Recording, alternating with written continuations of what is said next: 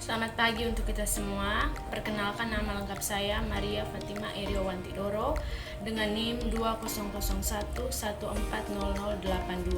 Di sini saya akan menguji data melalui aplikasi SPSS. Untuk mengetahui penjelasannya, simak video berikut ini. Baik teman-teman, di sini saya akan melakukan uji T melalui aplikasi SPSS. Nah, sebelum melakukan uji T, yang perlu kita lakukan adalah uji prasyarat, yang dimana ada uji normalitas, ada uji homogenitas, dan uji linearitas. Nah, yang pertama-tama ini uji normalitas. Nah, sebelum uji normalitas, kita juga harus menyiapkan data. Di sini saya sudah menyiapkan data di Excel, yang di sini ada data X dan Y, yang dimana X-nya ini adalah media internet dan Y prestasi belajar. Kemudian yang pertama adalah kita copy data dari Excel.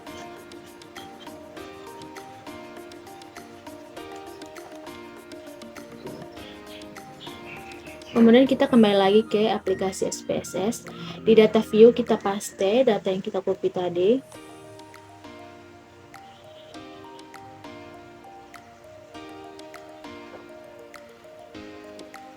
Nah, akan muncul seperti ini. Kemudian kita ke variabel view dan ubah nama. Untuk ubah nama yang pertama ini adalah variabel X. Kemudian yang kedua variabel Y. Kemudian untuk desimalnya ini kita taruh di angka 0. Untuk labelnya ini yang pertama kita beri nama media internet. Media internet. Kemudian yang kedua yaitu prestasi belajar.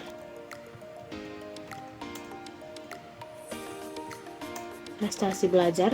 Kemudian kita kembali lagi ke data view. Nah, sebelum mencari nilai signifikasi, yang perlu kita cari yang pertama yaitu nilai residual terlebih dahulu. Untuk mencari nilai residual, kita ke analyze. Kemudian ke regression.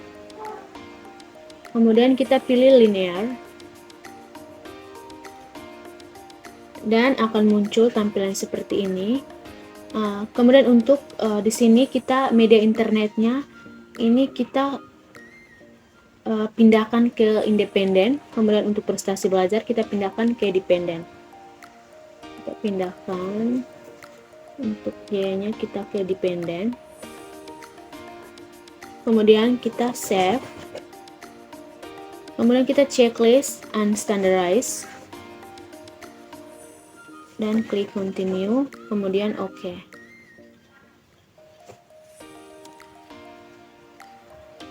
Nah, untuk ini kita abaikan saja. Nah, secara otomatis akan muncul nilai residualnya seperti ini. Nah, di sini ada nilai residualnya. Nah, untuk nilai residual ini digunakan untuk mencari signifikasi normalitas. Untuk mencari nilai signifikasi, kita kembali lagi ke analyze. Kemudian kita ke non-parametris. Non-parametric. Kemudian klik legency dialog. Kemudian kita ke one sample K dan S, yaitu Kolmogorov dan Smirnov. Nah, di sini akan muncul tabel one sample Kolmogorov Smirnov test. Di sini untuk nilai residualnya ini kita pindahkan ke test variabel. Kemudian kita ke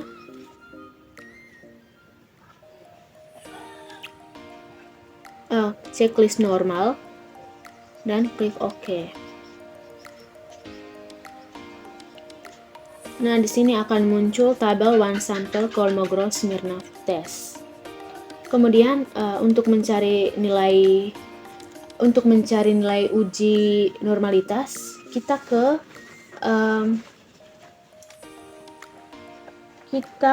ke dasar pengambilan keputusan untuk uji normalitas, yaitu jika nilai signifikasinya lebih besar dari 0,5, maka data tersebut berdistribusi normal. Dan jikalau nilai signifikan lebih kecil dari 0,5, maka distribusi data tersebut tidak normal. Nah, berdasarkan nilai signifikan yang ada, yaitu 0,200, di sini kita dapat simpulkan bahwa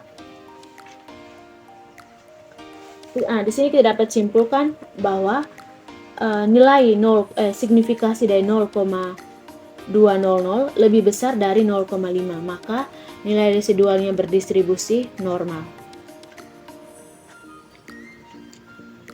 Kemudian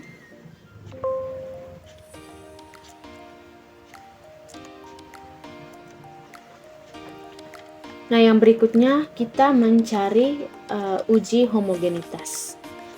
Nah, untuk uji homogenitas kita pakai saja data yang ada. Kemudian kita ke analyze. Kemudian kita ke compare means dan pilih one way ANOVA. Kemudian akan ada tabel seperti ini. Kemudian untuk media internetnya ini kita pindahkan ke dependent. Kemudian prestasi belajarnya ke faktor.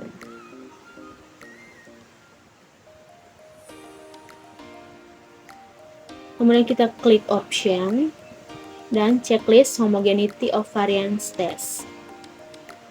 Checklist, kita continue dan oke. Nah, akan muncul tabel ANOVA seperti ini. Di sini kita dapat lihat bahwa nilai signifikannya itu 0,58. Nah, kita kembali lagi ke pengambilan keputusan uji homogenitas, yaitu jika nilai signifikasi lebih besar dari 0,05, maka data tersebut bersifat homogen. Dan jika nilai signifikan lebih kecil dari 0,5, maka data tersebut tidak homogen. Jadi berdasarkan data yang ada, kita simpulkan bahwa nilai signifikan ini lebih besar dari 0,5, maka dapat dikatakan bahwa data tersebut bersifat homogen.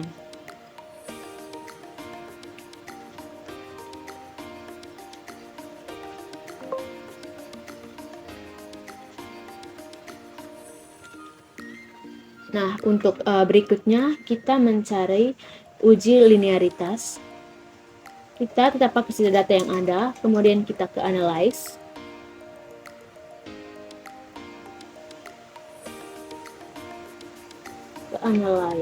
Kemudian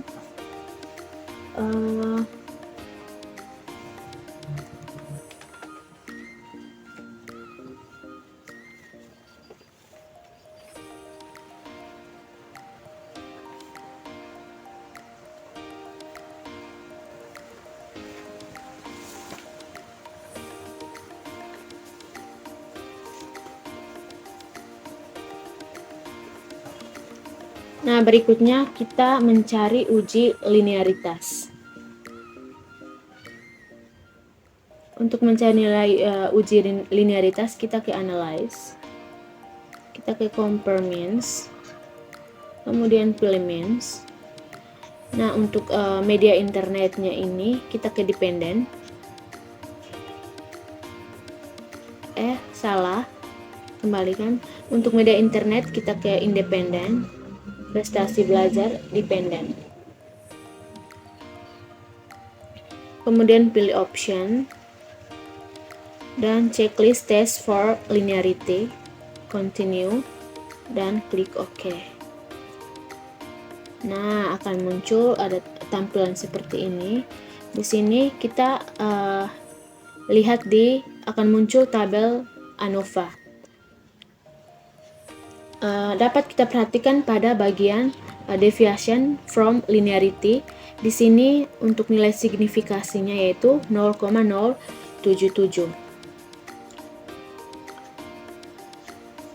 Kemudian kita kembali lagi ke dasar pengambilan keputusan untuk uji linearitas, yaitu variabel dikatakan linear jika memiliki nilai signifikasi lebih dari 0,5. Kemudian variabel dikatakan tidak linear jika nilai signifikasinya kurang dari 0,05. Nah, berdasarkan tabel yang ada, dapat kita katakan bahwa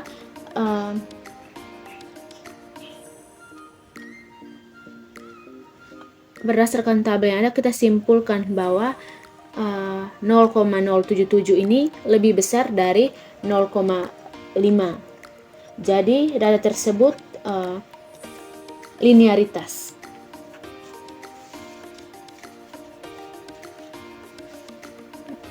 Kesimpulan dari data tersebut adalah memiliki hubungan yang linear karena nilai signifikasinya itu lebih besar dari 0,05.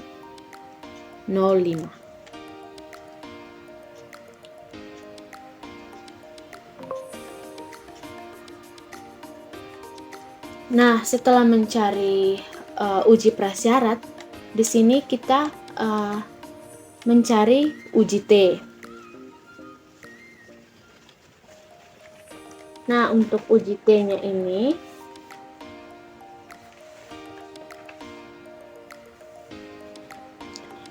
yang pertama kita baca pengambilan keputusan uji T, yaitu jika nilai signifikasi lebih besar 0,05 maka terdapat pengaruh variabel X terhadap variabel Y, dan jika nilai signifikasi lebih kecil dari 0,05 maka tidak terdapat pengaruh terhadap variabel X terhadap variabel Y. Nah, di sini kita langsung saja untuk mencari uji T, kita ke analyze, kemudian ke regression.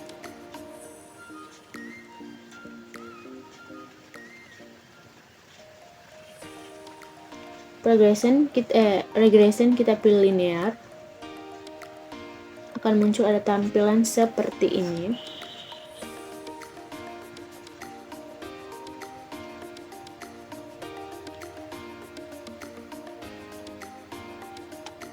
Di sini kemudian untuk media internetnya ini kita ke independen. Kemudian untuk prestasi belajar kita ke dependen. Kemudian klik OK. Nah, akan muncul tampilan seperti ini. Kemudian kita fokus saja ke koefisiennya di sini. Baik, kemudian kita baca pengambilan keputusan.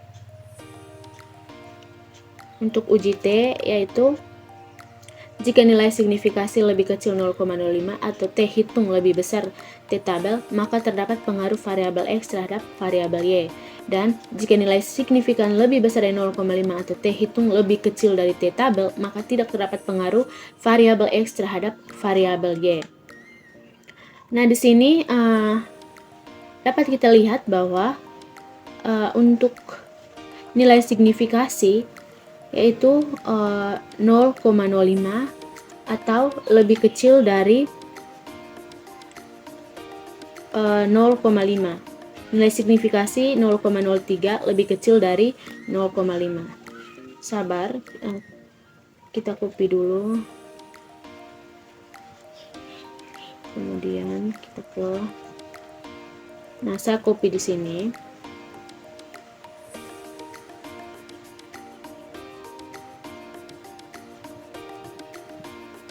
Nah, coba teman-teman perhatikan di sini.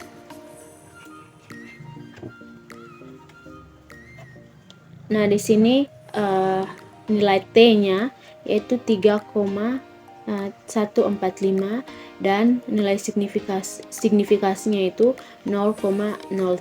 Nah, kemudian kita kembali lagi ke pengambilan keputusan jika nilai signifikan lebih kecil dari 0,5 atau T hitung lebih besar dari T tabel, maka terdapat pengaruh terhadap variabel X terhadap variabel Y. Nah, di sini berdasarkan tampilan yang ada, dapat kita simpulkan bahwa nilai signifikan 0,03 lebih kecil dari 0,05, maka terdapat pengaruh terhadap variabel X terhadap variabel Y. Ketik saja kesimpulan.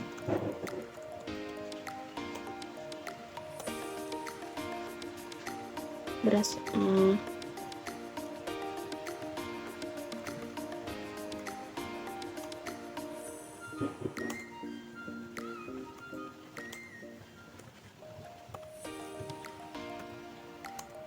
maka disimpulkan bahwa terdapat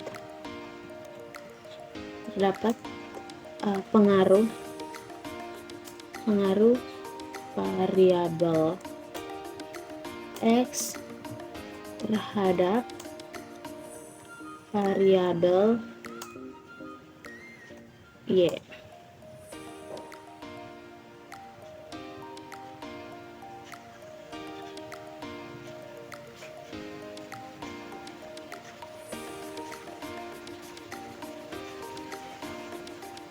Sabar. Oke, sekian mungkin ini saja yang dapat saya sampaikan. Jika ada salah kata, saya mohon maaf. Sekian dan terima kasih.